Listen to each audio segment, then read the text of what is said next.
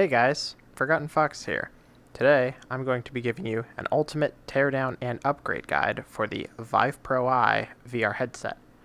Now, this headset is currently the #1 face and eye tracked headset for social VR applications like VR chat. And while they are somewhat hard to find today at affordable prices, if you are lucky enough to get one, there are a few upgrades you can do to improve your overall user experience, such as the GearVR lens mod, the Odyssey Plus screen mod, and a Headstrap mod that allows for better comfort. There isn't many resources available for tearing the thing apart and putting it back together, so today I'm going to be making the video I wish I had when I did my first teardown of the headset. I apologize if it is a little bit long, but I wanted to be comprehensive, so I've sped up some parts, but that out of the way, let's get to it. Alright, to start, I'm going to go ahead and remove all of the other mods that I've done to the headset. So, starting with the wireless adapter, which I might do a future video on if there's enough interest. The Mod Mic Wireless, the Vive Face Tracker on a hinge mount, and the Studio Form Creative Comfort Strap. I'm just going to go ahead and ball this up so it doesn't get in the way.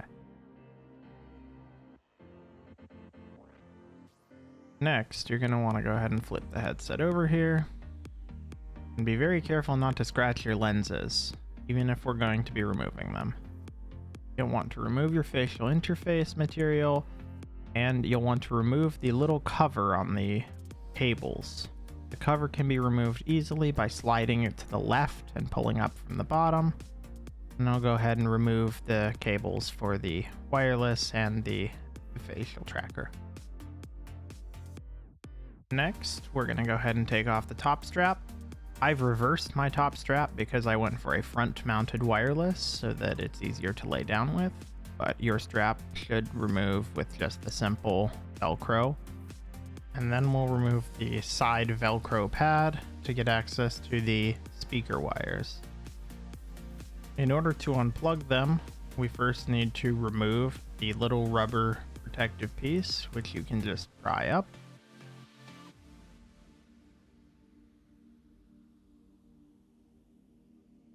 And once that's out of the way, we can go ahead and remove the Molex cable. Now these are pretty easy to remove. You just simply pull directly upward and it should snap out of the little connector. The strategy for the other speaker is identical. First remove the pad, then the rubber piece, and then snap the connector off.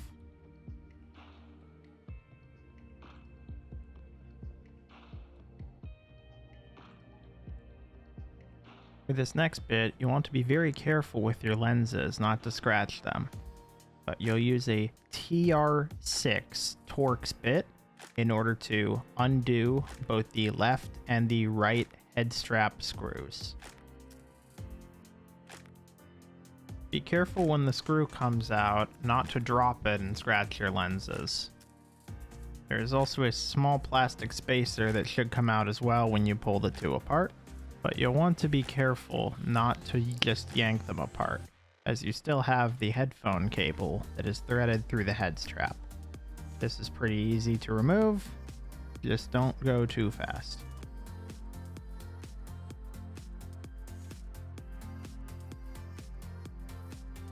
The procedure is identical for the other side. First remove the screw, and then carefully remove the wire. If you're interested in the tools I'm using, the driver, bits, spudgers, and everything else I use is part of the iFixit ProTech toolkit, which can be found in the video description.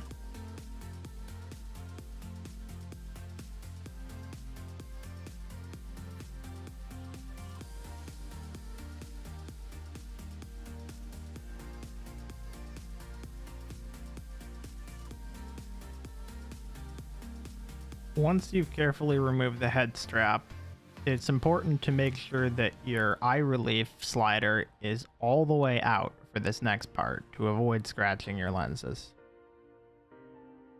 Next, we'll be removing the two pieces of the outer shell of the Vive Pro Eye.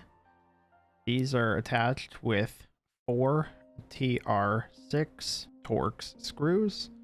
So we'll be using our TR6 bit. Also, if you haven't done so already, it's a good idea to keep an organized parts tray, similar to the lid of this iFixit kit, that you can use to organize all the screws, as we'll be dealing with many different size screws throughout this disassembly.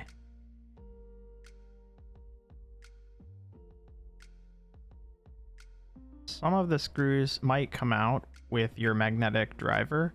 However, if the screw does not come out, you can use the magnetic bit in the iFixit kit to remove it as well.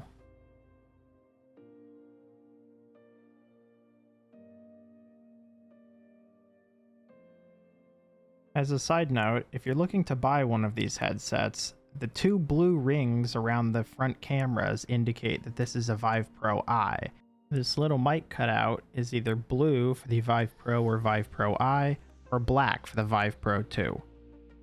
The lenses also have IR rings around them. Now, as you can see on my headset, I have already done a lens mod. However, I used the incorrect adapters, which are too high. They actually cast a shadow on my eyes from the IR rings, as they're not able to fully illuminate the space between the lenses and my eye.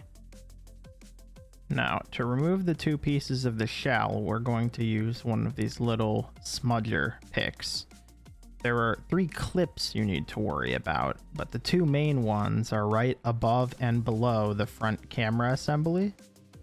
And in order to get at them, the easiest way is to just pry the tool underneath the shell pieces, right in the center where they break, and the 3rd clip by the microphone usually just comes off by itself. Be sure not to lose the eye relief pin, which should just fall out as you remove the shell. In a similar way, we're going to be removing the left side of the shell by just lifting up this little clip with the smudger. So go ahead and just stick it right under until you feel it click out. And once it's out of the clip, you should just be able to slide the shell right off. Now, continuing from here, you'll need a proper way to set the headset down without damaging any of the sensors. So the best way that I found is to just set the headset directly down on the front camera assembly. Now, I'm doing this teardown on carpet, so I don't have to worry about the lenses getting scratched, but if you're using a hard surface, just keep that in mind. To remove the light blocker, we'll need to remove these 2 screws from each side. The rear screw is used for disassembling the light blocker, which you will need to do if you want to do the Headstrap mod. In order to remove the light blocker, we are going to use the T5 bit to remove those 4 screws.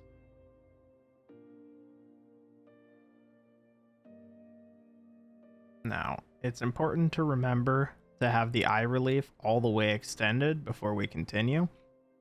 If you did not extend the eye relief before removing the front shell, you can still access the little push tab in order to extend it on the left side of the headset. Just make sure it's all the way out to get those screws as far away from your lenses as possible. And remember to be careful when trying to remove them, as you don't want to be damaging your lens with your screwdriver.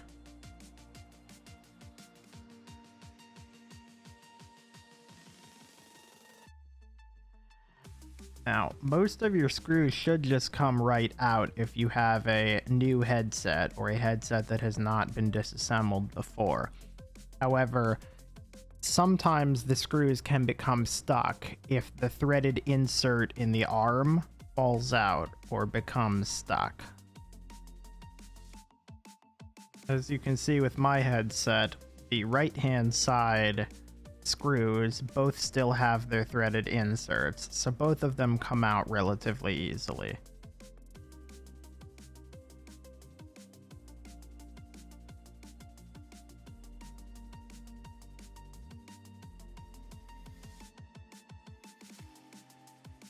Now, if your screws get stuck, like my screw on the left side here, where the screw spins without coming out, what you can do is hold the sensor panel by the edge and gently push your thumb between the sensor panel and the light blocker.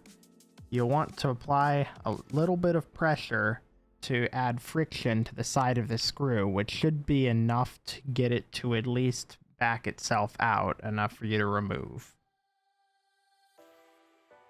Now, once all of the screws are removed, do not just pull the light blocker away, because inside, the left and right speaker cables are still connected to the main board, which you can see here at the top. We need to remove the white and the purple Molex cable from their housings, which can be done the exact same way as we did for the Headstrap speakers. In this case, I'll use a pair of tweezers to gently pull the cables up, as it's a little bit hard to reach down into the light blocker. Just gently grab the cable from behind the connector and lift it vertically up until it pops out of the housing. Once these cables are removed, you should be able to remove the light blocker from your headset. We'll set the headset aside for the time being. If you want to do the Headstrap mod, you will need to be able to disassemble this light blocker in order to swap out the cables for longer ones. In order to do this, you'll just need to remove the screws that line the perimeter of the light blocker. These include the rear screws that I mentioned earlier, as well as the screws that secure the top head strap, and a few screws that might be underneath your Velcro. So be sure to remove your Velcro if you're going to be doing this mod. There's also a hidden screw on the back side of the light blocker that is incredibly inconvenient to access later. But inside the light blocker, there is just a small channel that feeds the cable up to the top along to the main board.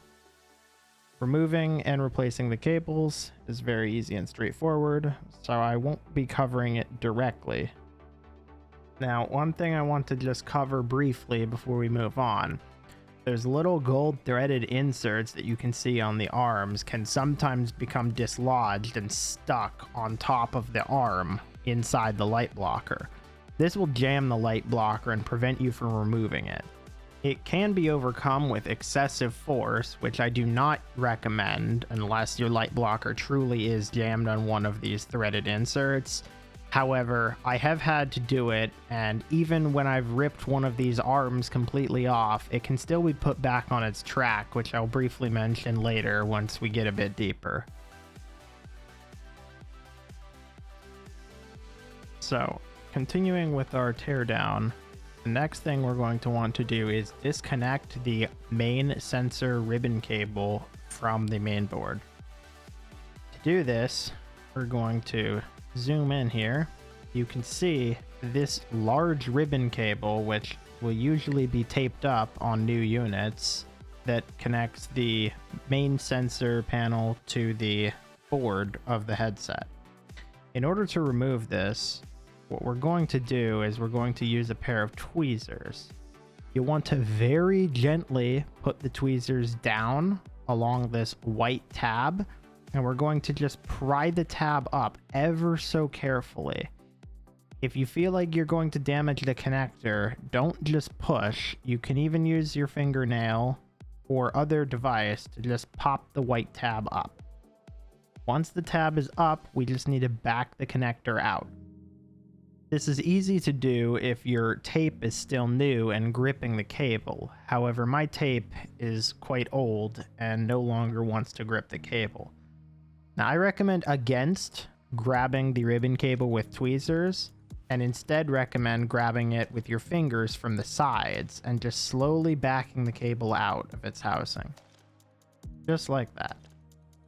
One important thing to keep in mind is where you're holding the device.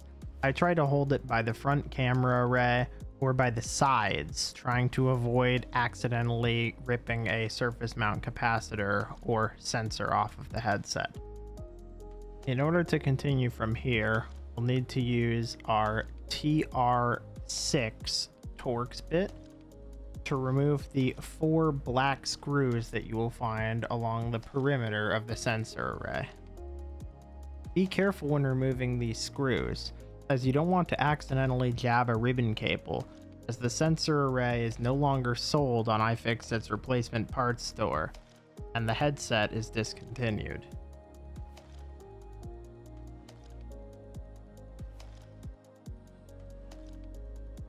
For the 4 silver screws along the top, we'll want to swap out our TR6 bit for a T5.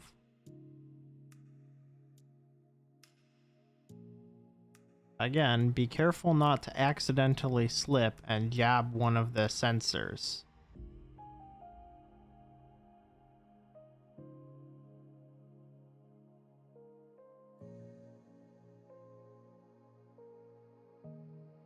To remove the screws, you can use the magnetic bit in the iFixit kit, which does a fairly good job of removing them so long as they're all the way out. Just be careful not to accidentally go poking around the sensors with the magnet.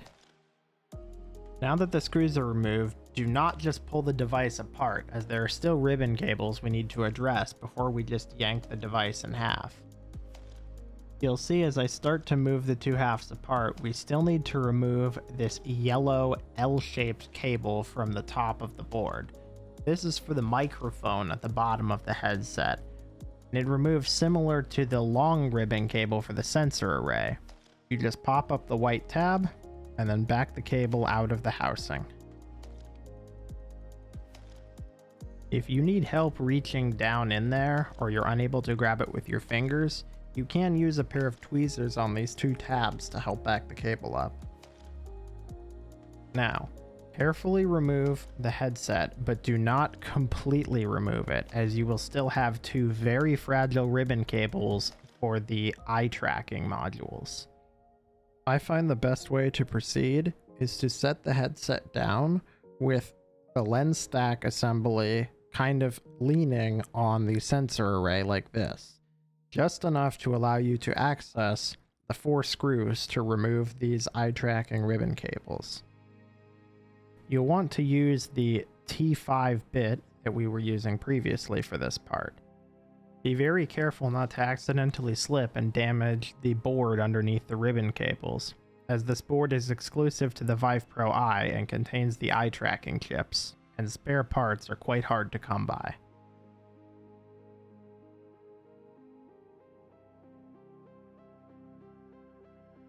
Once you've removed the screws, the ribbon cables should remove just by simply popping them up. They have a snap tab connector design and should just pop off with a slight click.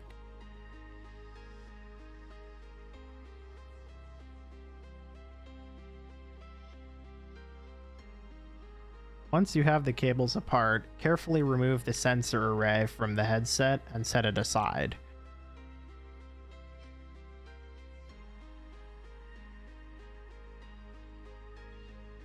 Now we have the lens stack assembly with the main board subframe above it. In order to continue further, we'll need to remove both the screen connectors that you can see on the main board. These were secured by the silver screws that we previously removed, and they should snap off similar to the ribbon cables for the eye tracking cameras.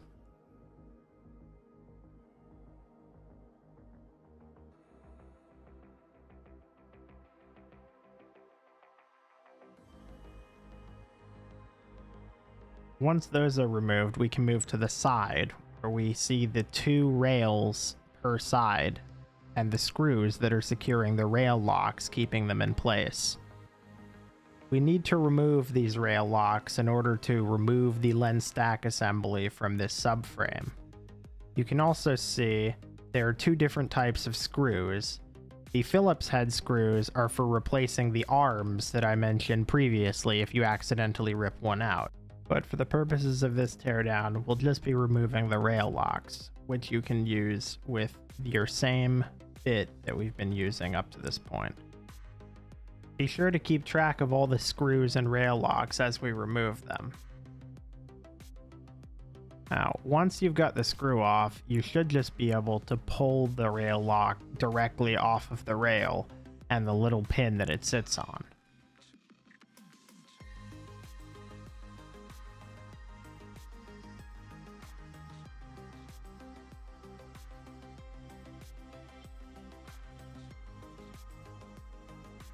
Now, you'll notice that one of the rail locks is behind the IPD adjustment knob.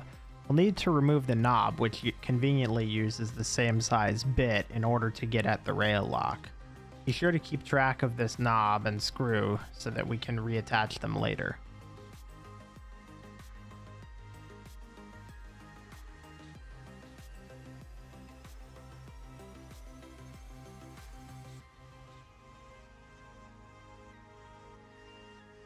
Once all four have been completely removed, you can find the IPD adjustment knob as a starting point and carefully push it away from the subframe. It should pull both lens stack assemblies with it. Just very carefully work your way around, being sure to lift up the large sensor array ribbon cable and keep track of both the screen ribbon cables and the eye tracking ribbon cables so that they don't get torn. You can push on the lenses from the other side of the subframe to help get the lens stacks out. And once they're out, you can go ahead and set the subframe and mainboard aside. Here you can get a good look at the lens stack for this headset, as well as the two screen bays on the back. To start, we'll need to tuck the two ribbon cables from the eye tracking underneath the IPD bar so that they do not get torn when we continue the disassembly. To do this, you'll want to spin the IPD adjustment bar in order to widen the IPD enough for us to get the cables through. Now, very carefully back the ribbon cables one at a time through the gap until you can get them over the IPD adjustment rail.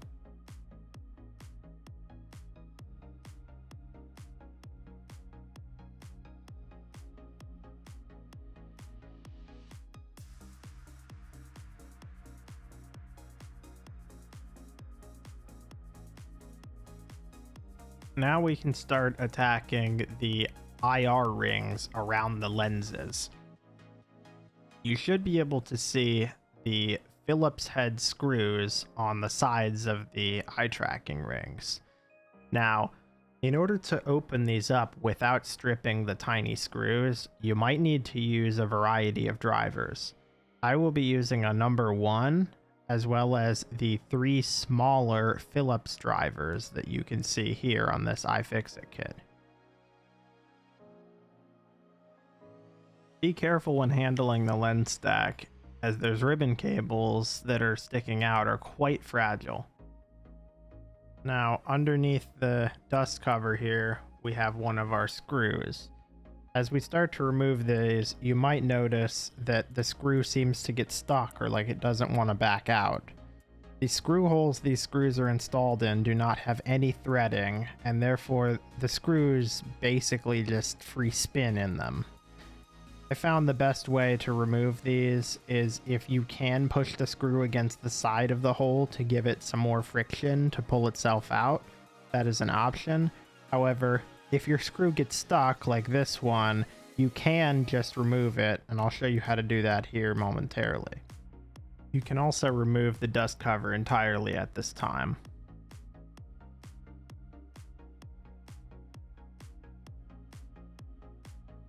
With the dust cover removed, you can clearly see these green PCBs containing the eye tracking cameras.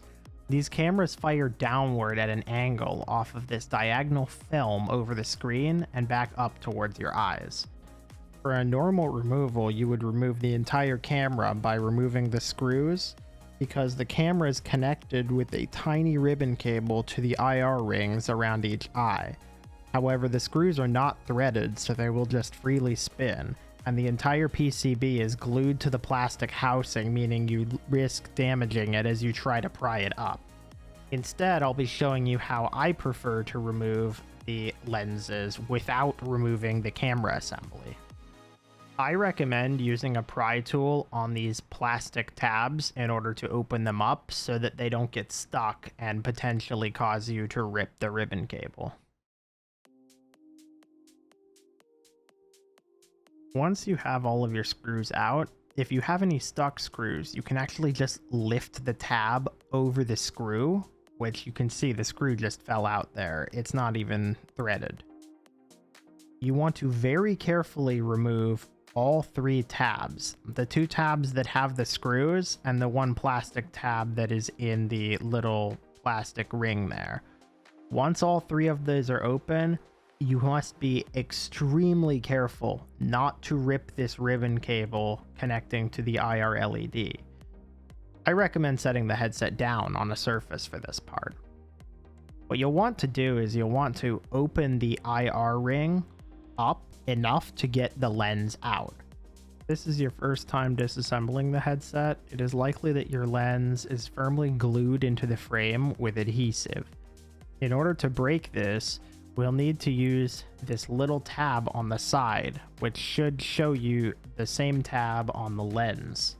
We can use a metal spudger to carefully pry the lens off of the housing, but you must be careful not to rip the ribbon cable connecting to your IR LED. Again, I highly recommend setting it down on a flat surface for this part. Once you've got the metal spudger under the lens, you can twist it and carefully pry the lens up. Once the lens is off of the housing, you should be able to remove it from underneath the IR LEDs. Again, being very careful not to rip that ribbon cable or torque it in any way. Once the lens is removed, you can go ahead and put the IR ring back on the housing so that it doesn't get ripped while we continue disassembly. In the housing, you can see that film layer that the camera uses to bounce off of in order to properly read your eye's location. We'll make sure to clean this before we put the headset back together.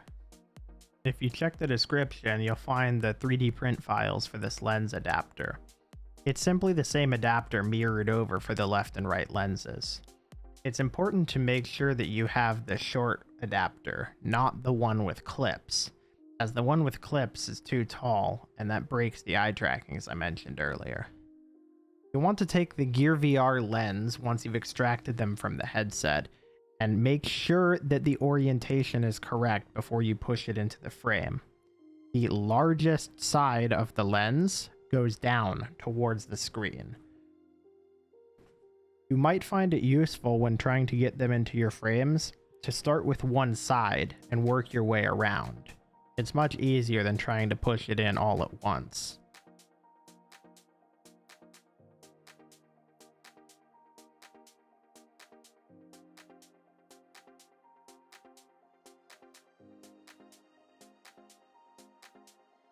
This frame needs a little bit more touching up with some sandpaper, so I'm gonna go fix the frame and I'll be right back.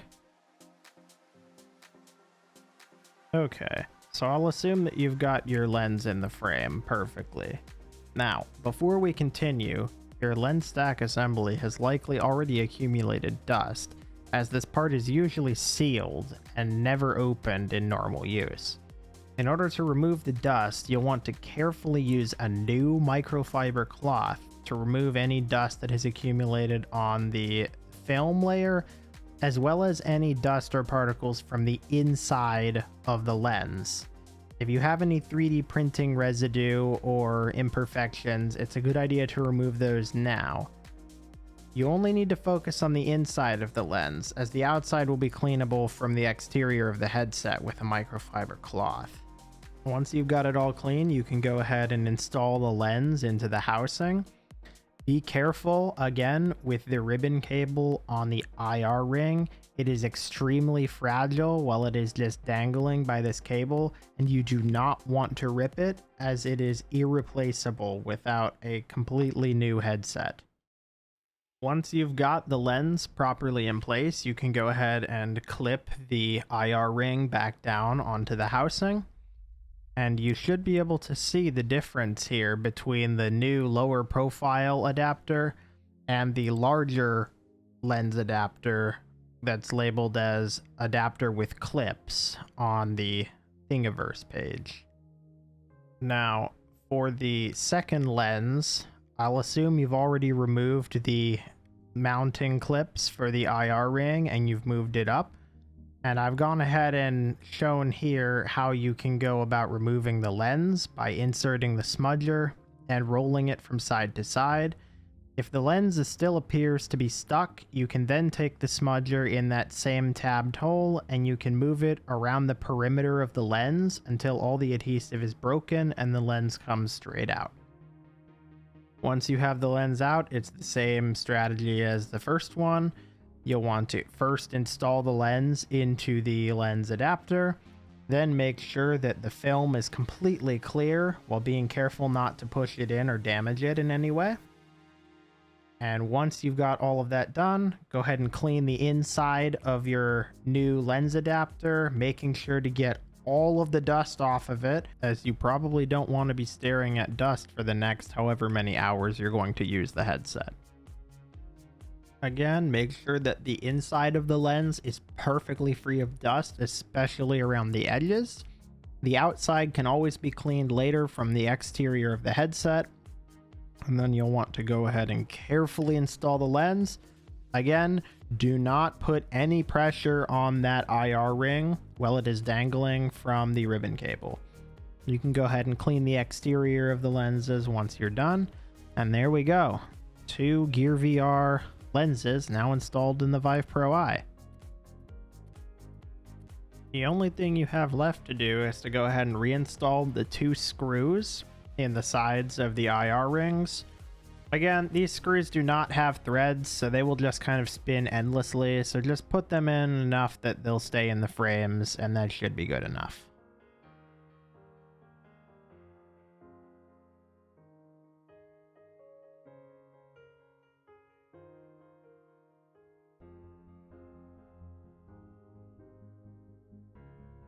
Alright, next I'm going to be showing you how to swap the screens in the Vive Pro Eye for the Samsung Odyssey Plus anti-screen door effect screens. These screens have a special diffusion layer that eliminates a bit of the screen door effect and raises the perceived pixels per inch. You'll want to go ahead and put a microfiber cloth down or other protective surface so you don't scratch your lenses while you set the headset on them to work. We can go ahead and begin by putting the ribbon cables back underneath the rails that we removed them from previously. We want to just get them out of the way so that they don't get damaged as we go about taking the screens apart.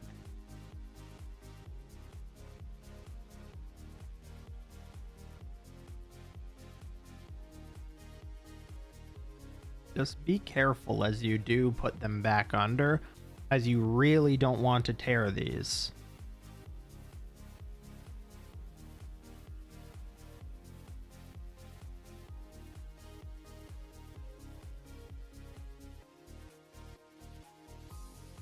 Both the ribbon cables should rest on the diagonal edge of the frame. They have a little slot that they were taped to, however the tape doesn't typically last all that long after it's been removed. So just kind of put them generally where they need to go. Now, for each of the screens, you'll want to be very careful with the ribbon cable, but we'll be starting here with the leftmost screen. I'll be using the IPD tab here to help pry the edge of the screen open. Now, you want to be extremely careful here. The screen sits in this plastic sled on the back that is clipped in with several plastic tabs around the perimeter. You don't just want to pull or jam something in there, as you could damage the screen if it pops off suddenly or crack the edge of the screen. I'm going to very carefully use a smudger, the small plastic one, in order to just pop up some of these tabs, as you can see them here. These run along the entire perimeter of the screen tray, and you'll want to always keep a hand under it in case it pops off without you realizing. Just very carefully.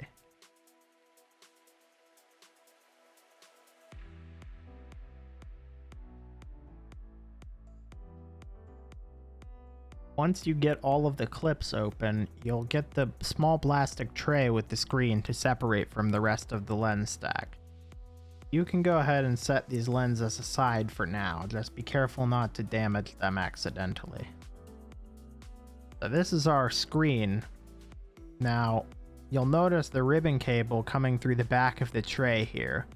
We'll want to just tip the screen out into our hand, but be very careful to remove the ribbon cable before just pulling the screen out. You'll have to feed the ribbon cable through this little cutout in the plastic frame, which is a little bit intricate as it is an L-shaped ribbon cable, but it shouldn't be too hard.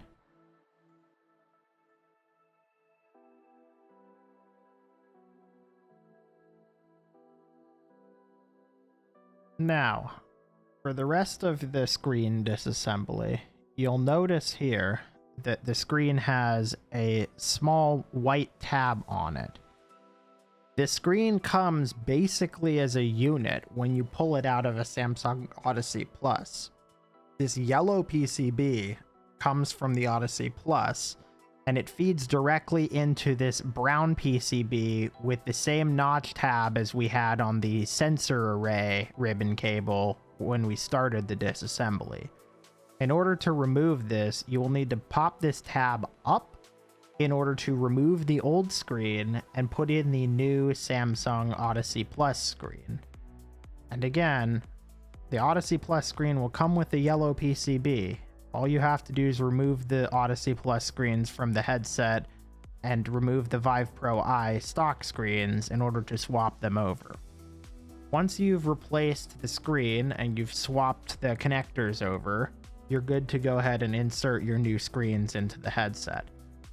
Just make sure when you feed the cable back through, it's the right side up. It's a little bit difficult as the cable does 3 turns, but it shouldn't be too hard to figure out. Once you get the cable threaded back through, we can go ahead and carefully set our screen down in the frame. Just make sure the cable is fully through the other side so we don't accidentally squish it. The frame should sit perfectly flush with the screen once you have it all set up. Just be extremely careful not to push on the screen. Now's the time I'll take to go ahead and remove any dust particles that got onto the screen during the disassembly. You'll want to be extremely thorough here because any dust on the screen will be magnified 100 times in VR, and a constant bother. Now is also the time you'll want to take a new microfiber cloth and carefully remove all of the dust from the inside of the transparent film for the eye tracking camera. You will really want to take your time on this part, making sure there is absolutely no dust or particles in between this film and the screen. This section will be sealed once we're done, and any dust inside here once you fire up VR will require a complete disassembly again in order to properly clean, so take your time.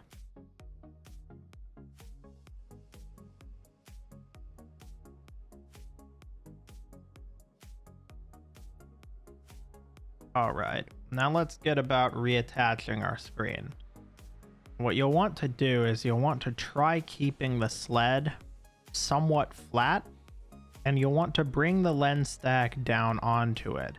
Now we're not going to push the lens stack directly onto it because if the screen is slightly out of alignment, you'll crack the screen when you try to snap the two together. So instead what we'll do is we'll just line it up and then carefully roll the lens stack over onto the opposite side. From this point, you should be able to fit the screen into the frame. It'll be a very snug fit, as you can see, but it'll align perfectly along the perimeter with the plastic frame. Once you are absolutely sure that the screen is fully inserted and in the correct orientation, carefully put the black plastic sled on the back and carefully snap down those perimeter clips. Again, I like to only push on the perimeter. Do not push directly in the center, as if you push too hard on that screen, it will very easily shatter. It is like a thin piece of glass.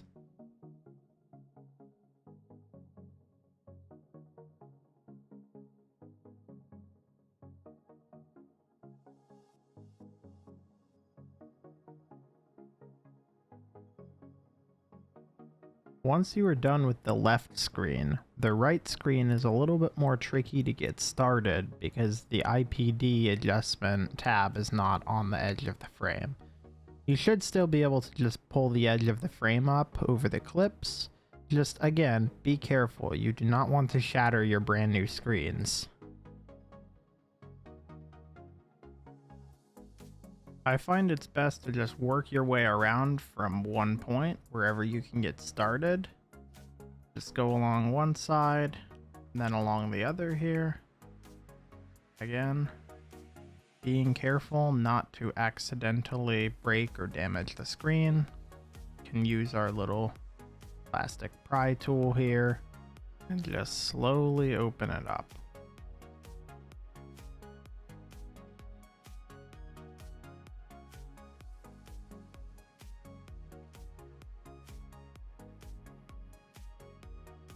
Again, once you finally get your screen open, you want to be very careful. The screen might kind of pop out of the tray, so try not to drop it. Can also take this opportunity to remove all the dust and particles from our film layer here using a new microfiber cloth. Just make sure that there's no particles present. And I'm going to go ahead and set this face down so that no dust falling from the air can get in there. Go ahead and give our screen a quick clean here. And I'll just be going and reinstalling this one since I've already upgraded this one to the Odyssey Plus screens. Want to be very careful here as we transfer the screen from the little sled into the frame. Once it's fully inserted and it's not sticking out, we can go ahead and reapply our little sled there. Once it's all snapped in, we are good to go.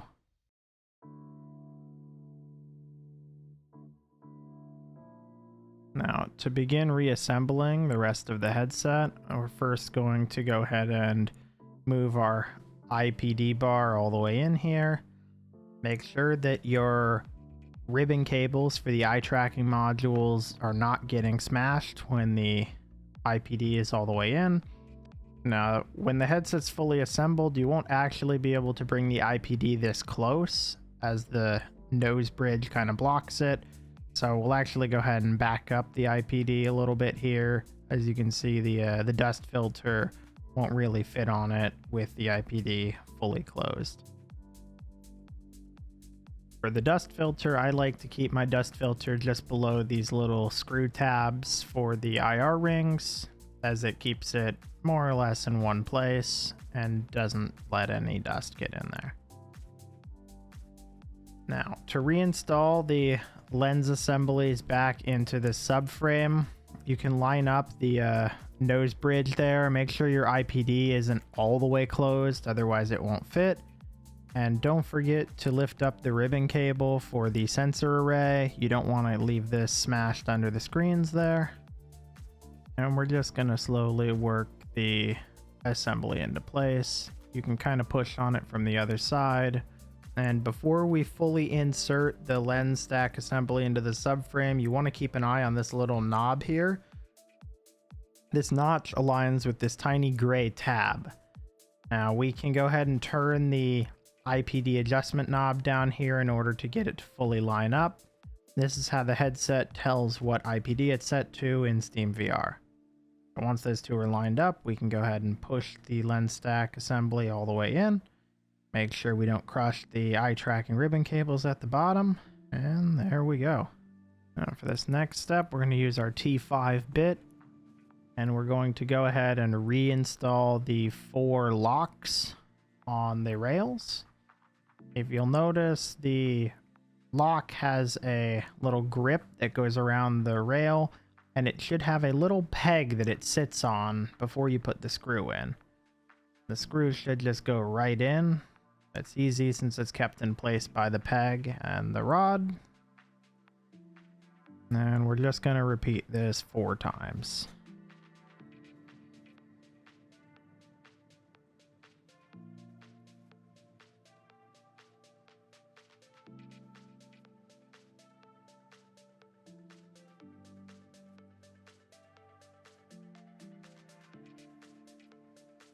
all of these locks should be the exact same, so if you got mixed up on which one went where, you shouldn't really have to worry about it.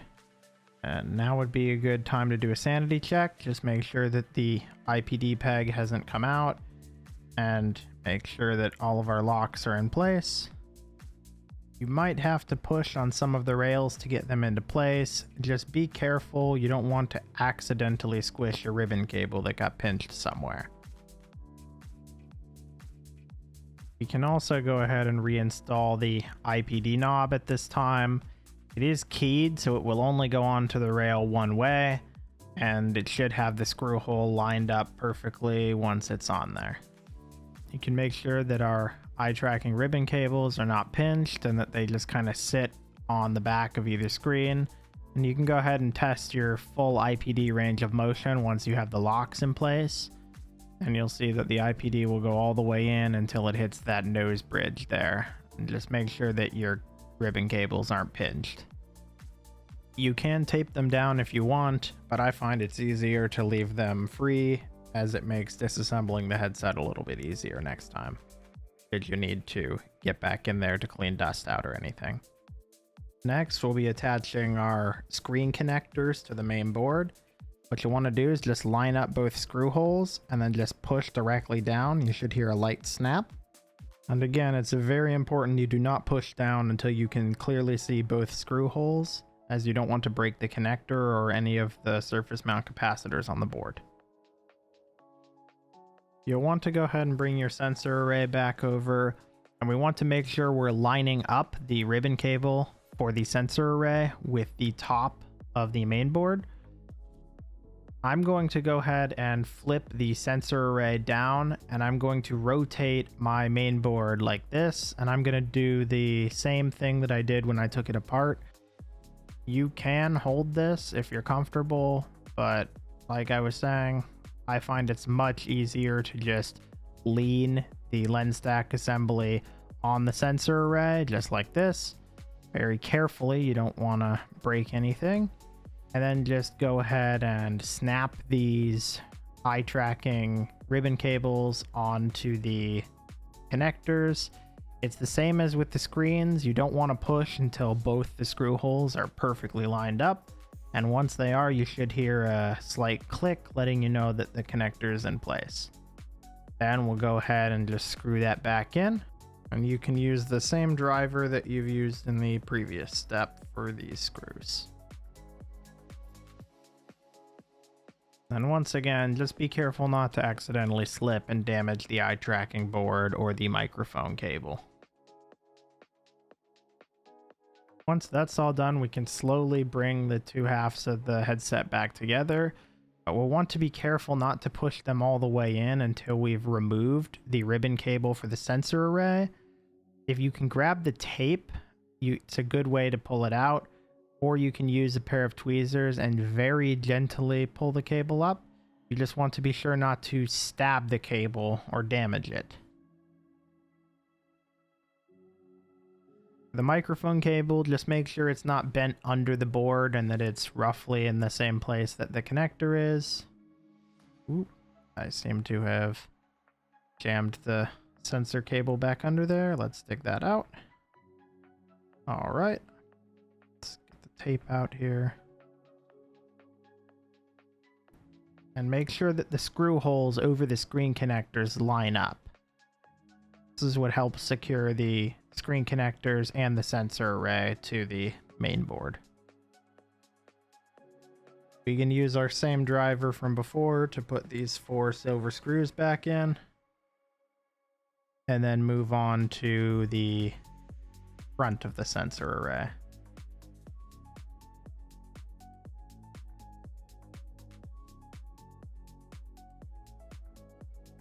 We'll want to change our driver here from the T5 to the TR6 driver to install the 4 black screws in the 4 corners of the sensor.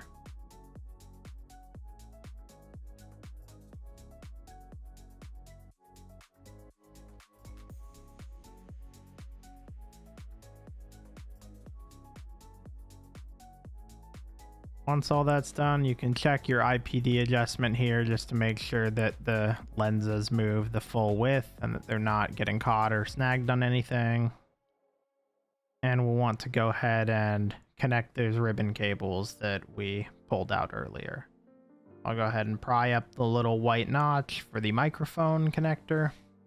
And I'm just going to gently use these tweezers to help insert the cable, making sure not to pinch the cable. And you can use the two little notches on the left or the right of the connector to kind of help ease it in there. And the pins won't be fully inserted in the connector when it's all the way in. They'll kind of still be sticking out slightly. Just make sure that it's more or less all the way in, and then you can go ahead and put that tab down.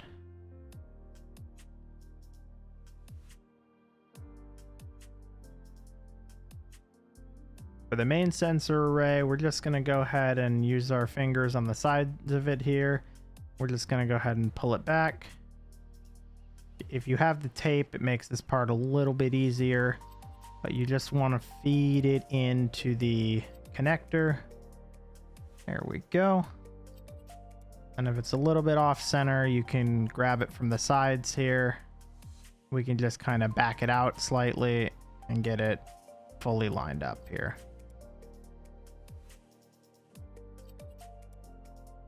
And once it's all lined up, similar to the microphone connector, the gold pins will not fully insert into the connector. You just want to give it a good pull from the tape here, make sure it's all the way in. And once it is, we can go ahead and push the white lock down here like this.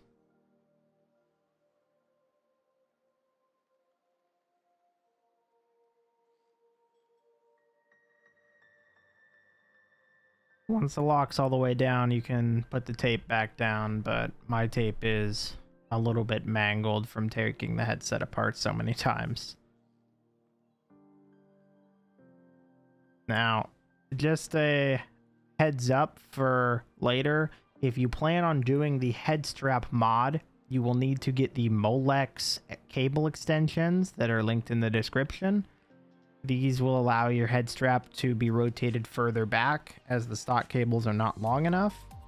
You can see the part I did earlier in the video talking about how to disassemble the light blocker if you're interested in that mod, but I'll assume that you've installed your preference of cable moving forward here. So I'm going to go ahead and insert the light blocker onto the headset. Both of the rails should just slide right into the light blocker.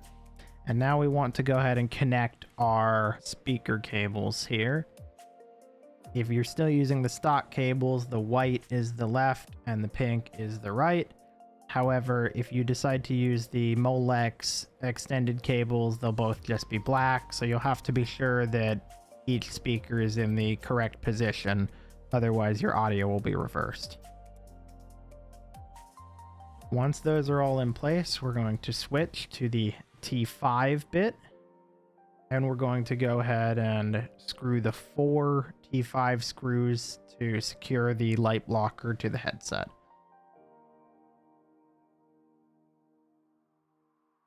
Be careful as you're screwing these in to avoid scratching your lenses or accidentally dropping a screw deep into the headset, and be sure to repeat the process for the right side. This next part will be installing the shell. Now, for my shell, I'm using a Vive Pro 2 shell.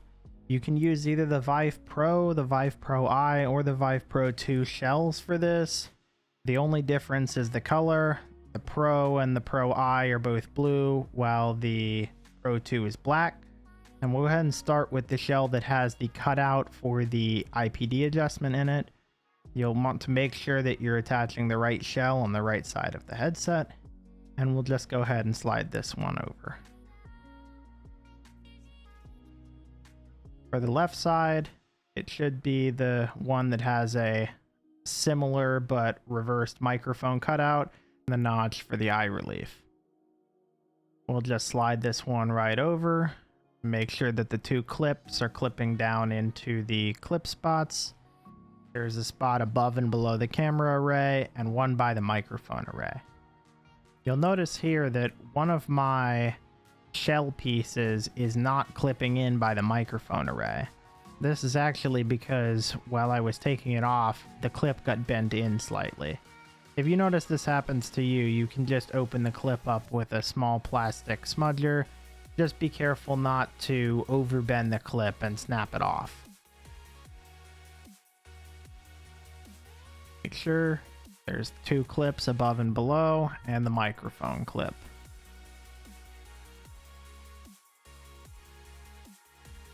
There we go. Now all of the clips are in place, and the shell is fully on there.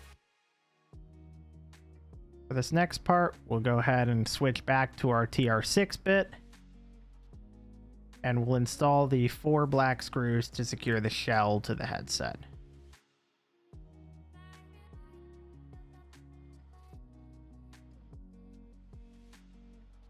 At this point, we'll also take our eye relief button, and you'll notice it's kind of raised on one side. The raised side goes towards the center of the headset, and it should just push down over top the button. This will allow you to adjust your eye relief as you would, and we're now ready to attach the head strap. If you're going to install the Headstrap mod, you're going to need a set of 3D printed head strap spacers like these. These little spacer pieces will allow the head strap to fully rotate all the way back. So to install them, you just put the ring around the head strap portion, and the white spacer is a little bit taller than the black spacer and will allow the headset to just rotate over top the locks. Now, remember, if you're going to be doing this mod, you will need to install the extended speaker cables. It will not work and will likely rip your cables out of the sockets if you do not have the extended cables and you rotate it all the way back. Once you've installed the extended cables, you'll go ahead and feed the cable through the side of the head strap like this, and you should be able to push the head strap flush against the headset here. There's no gap. And then you can go ahead and insert the white spacer and go ahead and stick your screw through there to keep the headset secure. That'll allow it to rotate all the way around. Now, I will not be using these as I personally prefer the stock lock for my head shape, but it is very useful on users with different proportions. The setup from this point forward is identical as if you would install the spacers. You'll go ahead and feed the cable for the speakers through. Be sure that your cable is on the right side. I am working upside down, so just make sure that your top strap lines up with the top strap on the back of the head strap. And once you have the cable all the way in there, you're good to go ahead and screw it in. Again, be careful not to scratch your lenses. I recommend having the eye relief all the way out. And be sure not to accidentally jam your cable. It has a little cutout that it needs to go through. So just make sure it's not tangled up before you try and tighten down the screw. Otherwise, you just might split your cable in half. Next, we'll want to go ahead and install our speaker cables. Now, these Molex cables are just like the ones inside the headset. They have these 4 little tabs on the bottom that feed into the 4 pins on the head strap. So just line it up over top of the pins. And once it's lined up over top, you should just be able to snap it in with your finger, just like this. And then you can go ahead and replace the little rubber piece that just kind of covers that and prevents it from getting ripped out.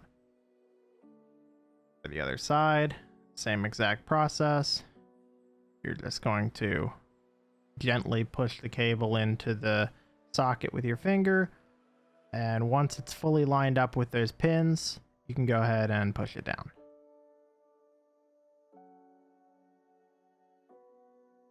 All that's left to do here is to go ahead and reattach our side pads.